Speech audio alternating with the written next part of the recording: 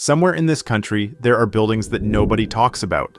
Not because they're forgotten, but because what happened inside them is almost too uncomfortable to face. For over 100 years, Canada's psychiatric institutions were places where thousands of people were locked away. Not always because they were dangerous. Sometimes because they were inconvenient, sometimes because they were poor, sometimes because they were women who made the wrong men uncomfortable. Inside these walls, people were subjected to electroshock therapy, lobotomies, forced sterilizations, insulin coma treatments, ice baths, all in the name of medicine.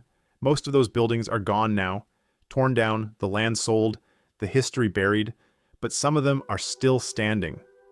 And today, we're going inside. Canada's asylums were built during a time when mental illness was treated as something shameful, something to hide, something to fix by any means necessary. Most opened in the late 1800s and expanded through the mid-1900s, housing thousands of patients in sprawling, self-contained campuses that functioned like small cities. Then came deinstitutionalization in the 1960s. The idea was simple: close the institutions and move care into the community. The idea sounded compassionate, but the system replacing them never fully arrived. Hospitals emptied, beds disappeared, patients were discharged, some survived, many didn't, and the buildings, the massive red brick Gothic structures that had defined entire landscapes for generations, were left behind. These are the ones still standing. We begin in British Columbia, because Riverview Hospital may be the most famous abandoned asylum in Canada. Opened in the early 1900s in Coquitlam, Riverview was designed as both a psychiatric hospital and a healing landscape. The idea was that nature itself could cure mental illness. Sunlight, fresh air, open space. For a moment, it almost worked. At its peak, Riverview became a self-contained world. There were farms, bakeries, a chapel, a bowling alley, a cinema, even a fire hall. Patients worked the land. Crops grew, milk was produced, parades were held on the grounds. But beneath the surface, the institution was collapsing under its own weight. Built for fewer than 2,000 patients, Riverview eventually held more than 4,000. Beds filled hallways. Patients were packed into wards, and the treatments became darker. Electroshock therapy, hydrotherapy, insulin-induced comas. Under British Columbia's sterilization laws, hundreds of women were forcibly sterilized for reasons ranging from institutional convenience to accusations of promiscuity.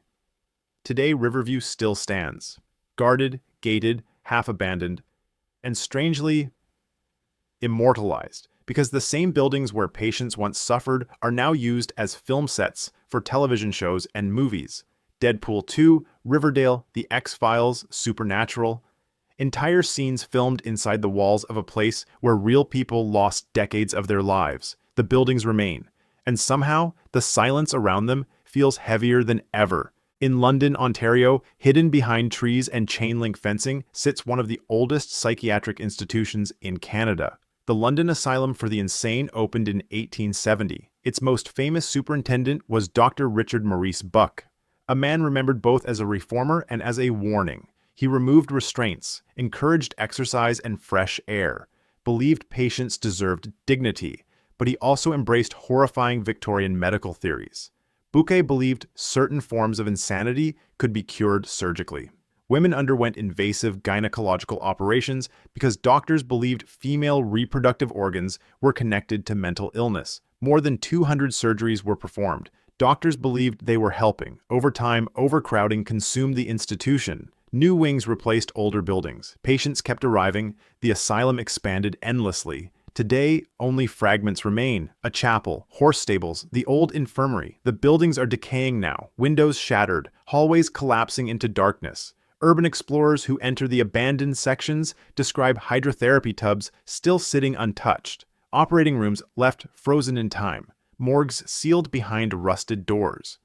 A 144-year institution reduced to silence.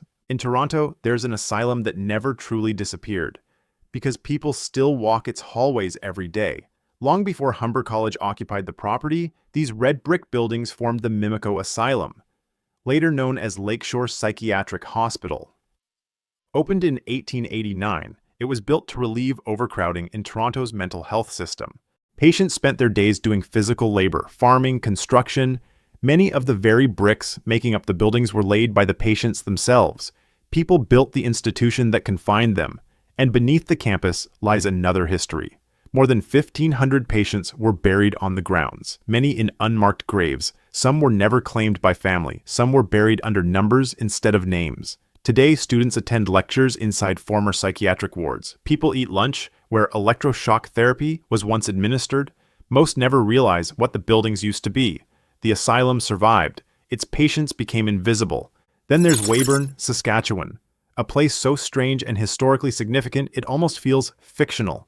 The Weyburn Mental Hospital opened in 1921 and became one of Canada's most infamous psychiatric institutions. Lobotomies, electroshock therapy, overcrowded wards, but Weyburn became known for something else: LSD experiments. In the 1950s, psychiatrist Humphrey Osmond began studying the effects of hallucinogens on alcoholism and mental illness. Thousands of patients were dosed with LSD under controlled conditions. And inside this Saskatchewan hospital, Osmond coined a word that would define an entire era: psychedelic. The same word that would later shape the counterculture movement of the 1960s was born inside a mental hospital on the Canadian prairies. At its peak, Weyburn held more than 2,000 patients. Then it closed. The building sat abandoned for years before demolition crews finally arrived. 500,000 square feet erased, millions of bricks reduced to dust. Even artwork created by patients during therapy sessions was destroyed because preserving it cost too much. Weyburn is gone now, but its shadow isn't. In Brandon, Manitoba, the story begins with a child. In 1890, the province built a reformatory for troubled boys. The first inmate was a 9-year-old boy named Billy Mulligan. He had been sentenced to 5 years for stealing mail. Billy was the institution's first prisoner, and for a time, its only prisoner.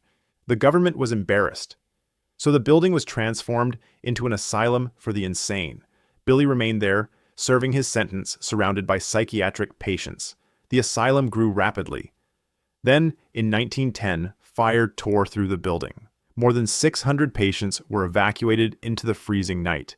A new hospital was eventually built, and it still stands today, massive, silent, watching over the grounds where 2 cemeteries hold generations of forgotten patients.